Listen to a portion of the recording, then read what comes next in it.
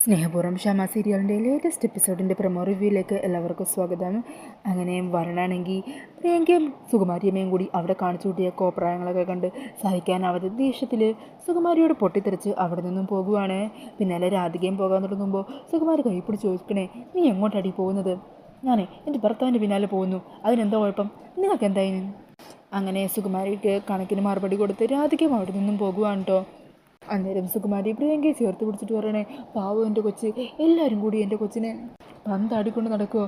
ഒന്നുമില്ലെങ്കിലും ഇവളൊരു ഗർഭിണിയല്ലേ, അതിൻ്റെ പരിഗണനയെങ്കിലും തന്നൂടെ നിങ്ങൾക്കൊക്കെ?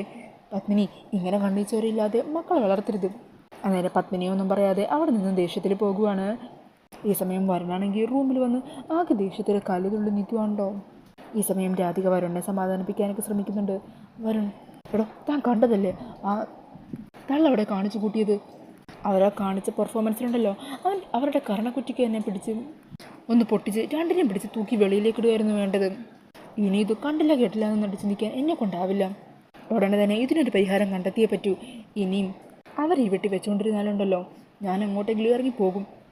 അങ്ങനെ പറഞ്ഞ് ആകെ ഭ്രാന്തെടുത്ത് നിൽക്കുവാണ് വരുൺ. പിന്നീട് ഗൗതമും എസ്ഐയും ബെഞ്ചമിനും ഒക്കെ ഒരുമിച്ചിരുന്ന് കള്ളുപിടിക്കുന്നതാണ് കാണിക്കുന്നത്. അന്നേരം ബെഞ്ചമിൻ അവർക്കൊരു വാക്ക് കൊടുക്കുന്നുണ്ട്.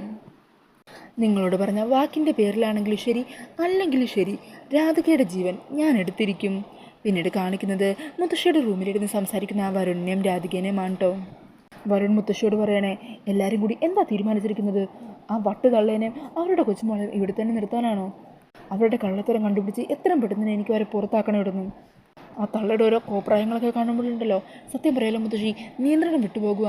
ഇനിയും അവർ അതുപോലെ എന്തെങ്കിലും കാണിച്ചു കൂട്ടി എൻ്റെ മുമ്പിലേക്ക് വന്നാലേ നിയന്ത്രണം വിട്ട് ഞാൻ എന്തെങ്കിലും ചെയ്തു പോകും. ഇപ്പോൾ അവരുണ്ടല്ലോ നമ്മുടെ എല്ലാവരുടെയും മുമ്പിൽ അങ്ങ് ജയിച്ച് നിൽക്കുമല്ലേ. അത് കണ്ടില്ല കേട്ടില്ല എന്ന് വെച്ച് എത്ര നാളെങ്ങനെ മുമ്പോട്ട് പോകുക? നേരം മുത്തശ്ശി പറയണേ, തൽക്കാലം സുകുമാരി ഇപ്പം ജയിച്ച് നിൽക്കുന്ന പോലെ തന്നെ നിൽക്കട്ടെ. ഞാനത് നോക്കി വെറുതെ നിൽക്കുവാണെന്നാണോ നീ വിചാരിച്ച് വെച്ചിരിക്കുന്നത്? സുകുമാരിക്കുള്ള പണി ഞാൻ കൊടുത്തോളാം. എന്ത് പണിയാ മുത്തശ്ശി? അതൊക്കെയുണ്ട്, നിങ്ങൾ കണ്ടോ? പിന്നീട് കാണിക്കുന്നത് പ്രിയങ്ക അവിടെ എന്തോ കാണിച്ചുകൊണ്ടിരിക്കുമായിരിക്കും.